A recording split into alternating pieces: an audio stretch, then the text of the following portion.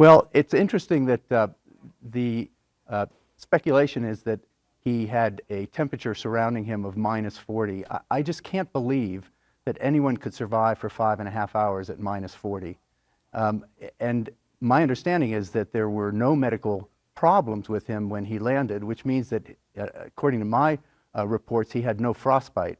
So my suspicion is that the temperature was not that low, that it was low, clearly it was low, but I can't believe that it would be down to -40. But how do you account for the lack of oxygen, though? I know climbers at Everest, it takes them days to acclimate. Well, it takes them weeks, actually. Okay. And that is a very good question. The plane went up to that elevation probably in about 10 to 15 minutes. It certainly would not have given him enough time to acclimate. And so he probably became unconscious rather quickly at that elevation.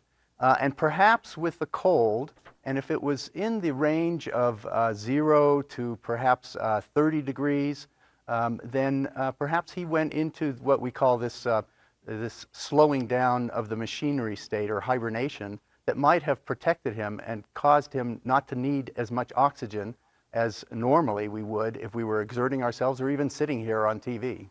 Wow, so sort of a hibernation, you think he went into.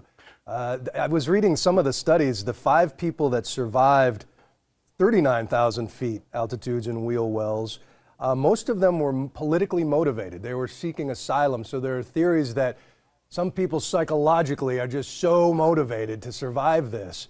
I mean, this kid was running away from home. We don't want to discount that. But do you buy that that has anything to do with the will to make it through? Well, I'm not sure about the will, but there's certainly some evidence.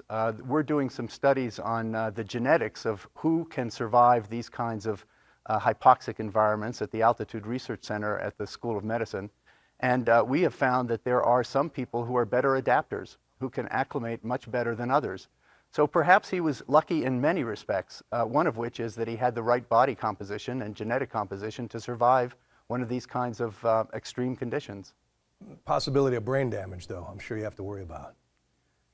Well, there is, with these extreme hypoxic and even hypothermic conditions, there is some issue around the brain losing its architecture and having swelling in cells. And we know from climbers that they have some difficulty when they first come back if they've had some of this brain swelling. And with dexterity as well as with some cognitive issues, but that usually goes away. But these climbers have been up in those altitudes for days, right, not for hours. So it's not very clear exactly what would happen after a 4-hour exposure or 5-hour exposure in this